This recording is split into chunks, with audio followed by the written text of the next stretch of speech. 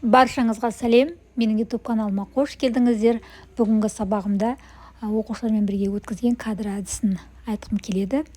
Бұл әдісті сабақты қайталаған кезде, яғни бір тарауды аяқтағаннан кейін пайдаланған өте тиімді. Оқушыларға бұл өте қатты ұнайды. Себебі бұл кадрда оқушылардың барлық өтіп кеткен тақырыптары, сабақтары жасалынады. Мұғалім осы кадрға, яғни пленкаға бірнеше пленканы дайындайды. Оның ішіне оқушының барлық тарауда өткен тақырыптарын қайталау жұмыстары ретінде әртүрлі тапсырманы дайындайды. Және сабаққа келгеннен кейін оқушыларға бүгінгі сабағымыз қайталау сабағы. Сол қайталау сабағында сіздердің ойларыңызда не қалды, естеріңізде не қалды, соның барлығын қазір мен осы әдіс арқылы зерттеймін, қараймын деп түсіндіріп өтіп, бұл оқушыларға кадрдың ішіндегі барлық тапсырмалар көрсетіледі.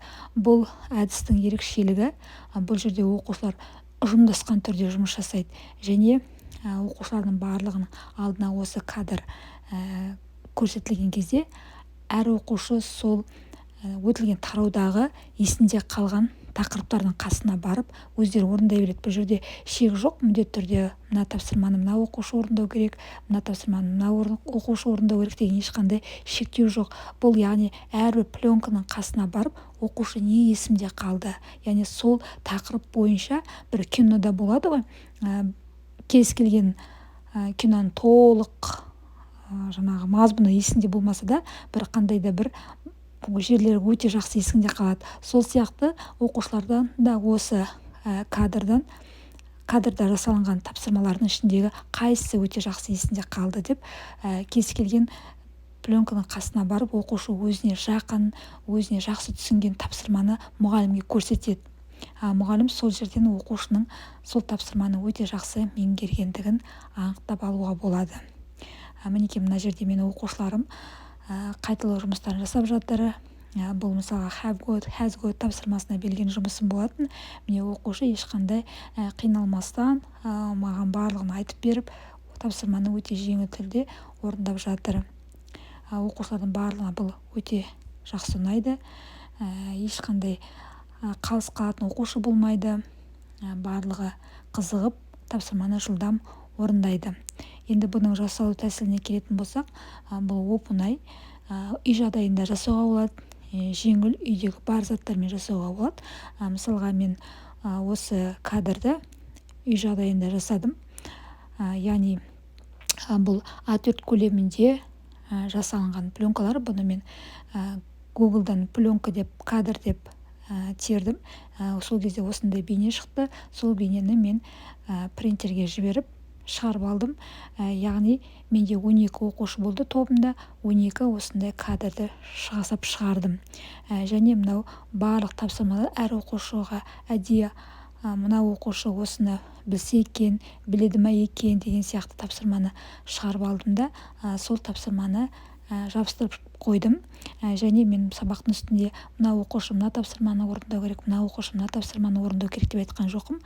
Қай тапсырма сізге жақын, қай тапсырманы жақсы орындай аласыздар, сол жерге кез келген уақытта барып орындай берулеріңізге болады деп оқушылардың еркіне берген болатын. Мінекей мынау өте қиындау тапсырма, яғни бұл жерде әңгіме құрастыру керек, бұл балаға ат қою керек, қыз балаға жасын айту керек және шамалы әңгіме құрастыру керек. Бұл жерге кез келген оқушы бара бермейді, яғни өзіне сенімді, яғни сабақты жақсы түсінген оқушы өзінің осы жердегі жетістігін көрсетеді. Өзінің үнемі алып жүрген жоғарғы балын осы жерден оқушы мұғалімге көрсете біледі.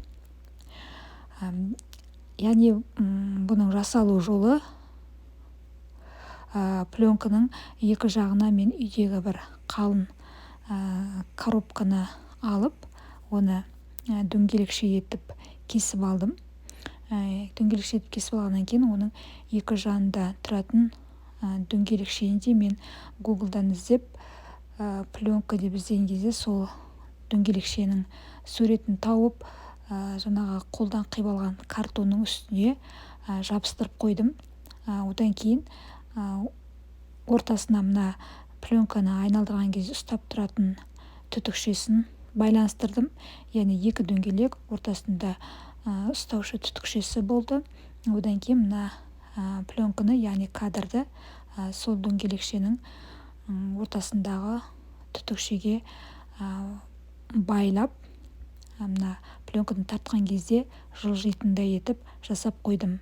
Яғни оқушы сабаққа келгеннен кейін сол кадрды өзі ысырып отырып тапсырманы орындай береді. Мінекей мына жерде оқушылар тапсырманы ысырып өзіне тиісті жұмыстарын жасап жатыр. Баршаңызға сәттілік тілеймін. Осы әдісті міндетті түрде пайдаланыңыздар. Жасалу жолы да өте оңай және сабағыңыз да өте қызықты болады. Және бұл пленканы бірнеше рет қолдануға болады. Яғни үстіндегі тапсырманы жабыстырған кезде қатты желімді қатты жабыстырмай-ақ алынып қалатындай етіп жабыстыруға болады. Одан кейін ол тапсырманы алып тастап, келесі жолы басқа бір тапсырманы жасау үшін де пайдалана беруге болады. Яғни бірден лақтырып тастамауға қажет. Себебі мына қазір оқушылар осындай тапсырманы орындап болғаннан кейін келесі жолы пайдаға аспайды ғой.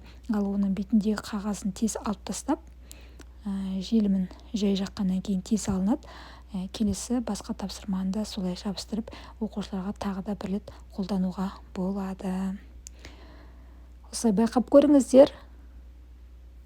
Сабақтарыңыз міндетті түрде өте қызықты, әсерлі өтетініне сенімдімін.